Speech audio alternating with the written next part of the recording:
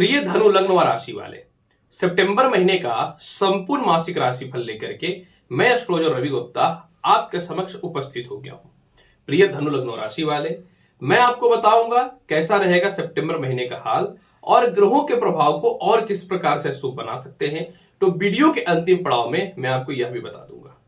जानकारी देने से पूर्व आपको एक बात यह बता दें कि ये जो मेरा वीडियो है ये लग्न पे आधारित है। आपको अपना लग्न पता है तो आप लग्न के अनुसार इस जानकारी को देखिएगा, और अगर आपको अपना लग्न नहीं पता है तदुपरांत आप चंद्र राशि या नाम राशि के अनुसार इस जानकारी को आप देख सकते हैं। प्रिय धनु लग्न और राशि वाले, अगर सितंबर महीने में सर्वप्रथम मैं आपके कर्म क्षेत्रों की चर्चा करना चाहूं तो कर्म क्षेत्र का मालिक आपकी कुंडली में बुध होते हैं, और बुध आपकी कुंडली में अपनी स्वयं की राशि में बैठ करके भद्र योग बना करके रखे हैं। 22 सितंबर तक बुध जो है ये आपको शुभ फल देगा, लेकिन कर्म क्षेत्र का योग बहुत अच्छा दिखता है। ऐसा क्यों? 6 सितंबर तक बुध और शुक्र की युति है। हालांकि शुक्र कन्या राशि में नीच के होते हैं, बुध उच्च के होते हैं, तो नीच भंग राज्यों की स्थिति उत्पन्न हो गई। बुध और शुक्र से लक्ष्मी रानी योग की स्थिति उत्पन्न हो गई।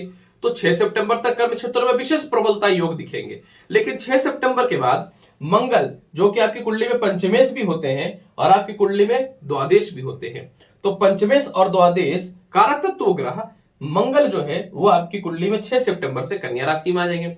यानी 6 सितंबर के बाद आपके व्यापार और नौकरी में और बड़े तरक्की के रास्ते खुलेंगे, उच्च प्रकार के लोगों से संपर्क होगा। यही नहीं, 22 सितंबर से सूर्य भी कर्म क्षेत्र में विराजमान हो जाएंगे, और 22 सितंबर से लेकर के 17 सितंबर को सूर्य भी कर्म क्षेत्र में विराजमान हो जाएंगे, और 17 सितंबर से 22 सितंबर के मध्य में बुध और सूर्य का जो है बुधादित्य योग भी बन जाएगा।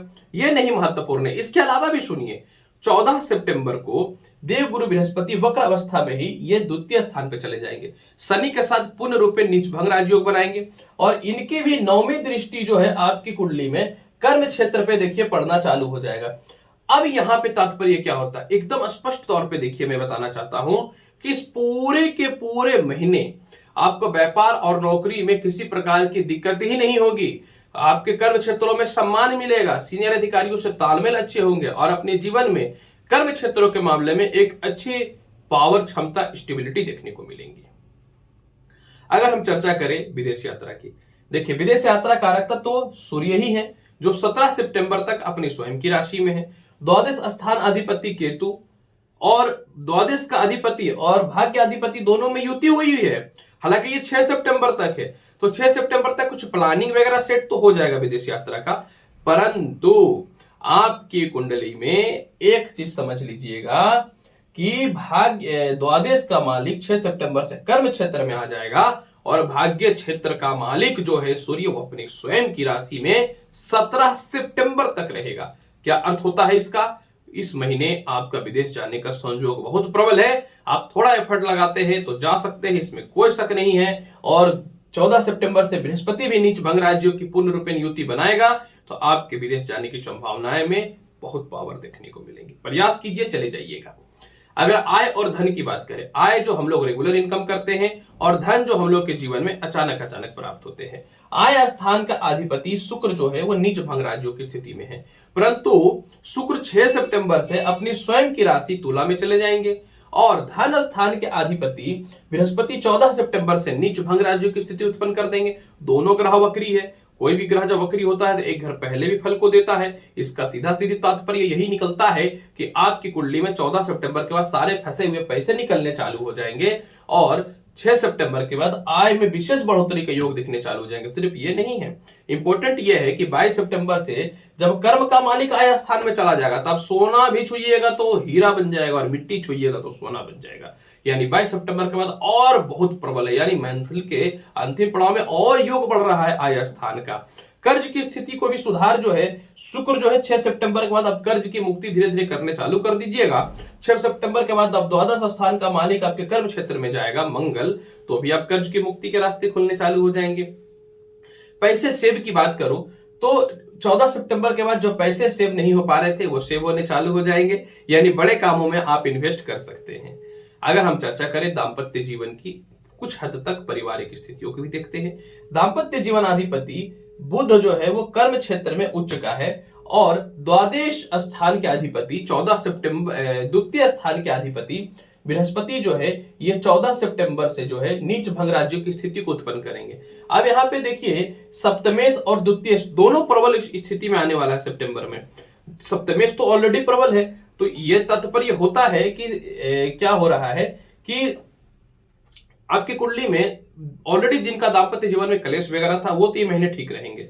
और 14 सितंबर के बाद, क्योंकि यहाँ पे मिथुन राशि है और बृहस्पति का 5वीं दृष्टि जो है देखिए ये पड़ रहा था मिथुन राशि पे, तो ये शुभ नहीं होता क्योंकि दोनों में मित्रवत संबंध नहीं है। तो जब बृहस्पति 14 सितंबर से द्वितीय स्थान पे यानी दूसरे घर पे चले जाएंगे और पूर्ण रूप में नीच भंग राज्यों की स्थिति उत्पन्न कर देंगे, तो 14 सितंबर के बाद लव मैरिज के योग में वृद्धि देखने को मिलेगा। लव रिलेशन आपके ठीक हो जाएंगे। और जब पंचमेश जो है आपकी कुंडली में 6 सितंबर से कर्ण क्षेत्र में आ जाएंगे तो त्रिकोण केंद्र राज्यों की स्थिति को उत्पन्न कर देगा।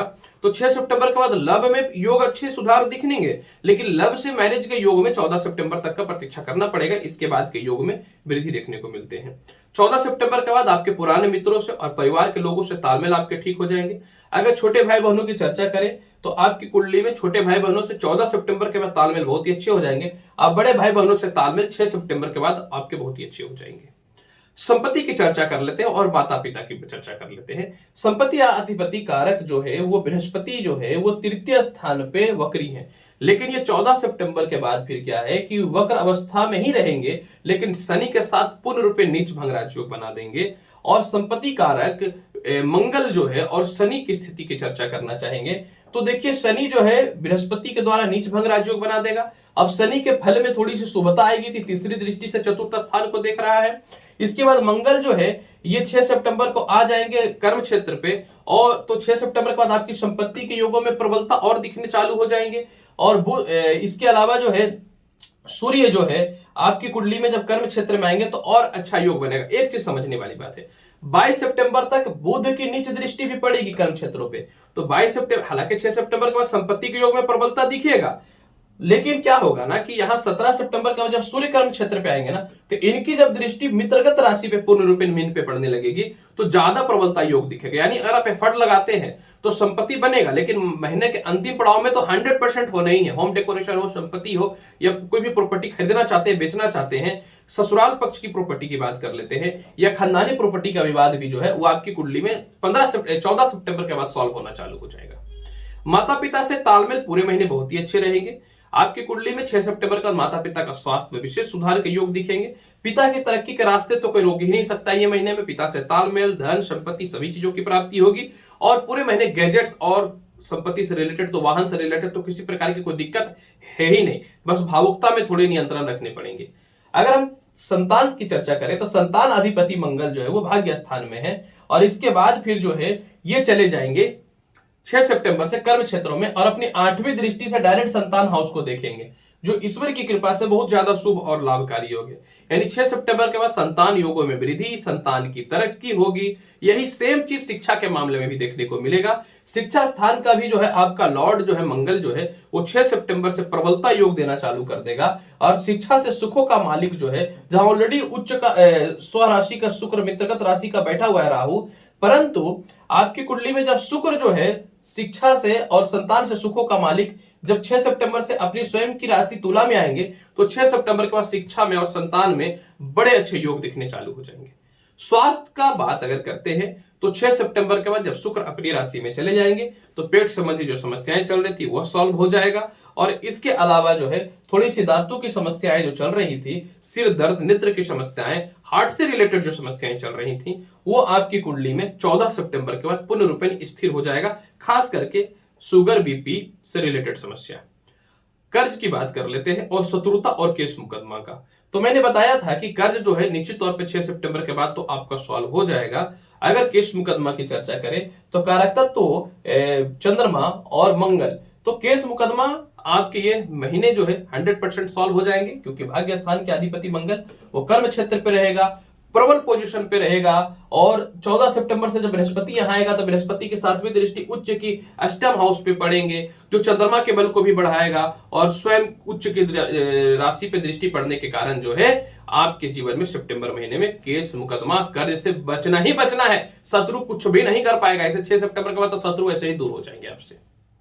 फिर भी पूरे महीने को अच्छा बनाना चाहते हैं तो 14 सितंबर तक आप जो ओम नमो भगवते वासुदेवाय इस मंत्र का प्रत्येक दिन जो है पीला कोई भी फल, किशमिश या केला या पेड़ा विष्णु जी को चढ़ा करके इस मंत्र का 108 बार जाप करिएगा। और पूरे महीने अगर बहुत अच्छा बनाना चाहते हैं परिस्थिति को तो सिर्फ एक ही बात बोलूंगा, ओम दुम दुर्गे नमः मंत्र का पर डे 108 बार जाप करिए। और घर से निकलने से पूर्व थोड़ा सौंफ खा लीजिएगा। जो हम लोग खाने के बाद मुंह के टेस्ट बदलने के लिए जो सौंफ खाते हैं ना, ये पर डे खा के निकलिएगा। इलायची भी खा सकते हैं, अच्छा रहेगा। तो प्रिय धनु लग्न और राशि वाले, सितंबर महीने का संपूर्ण मासिक राशिफल मैंने आपके समक्ष प्रेजेंट किया है। उम्मीद करता हूं बताई गई जानकारी से आप पूर्ण रूप से संतुष्ट होंगे। तो अनुरोध है कि आप मेरे चैनल पे नए हैं तो चैनल को लाइक करिए, शेयर करिए, सब्सक्राइब करिए। मिलेंगे अगली वीडियो में और महत्वपूर्ण और ज्ञानवर्धक जानकारी के साथ। तब तक नमस्कार, अच्छे से रहिए, धन्यवाद।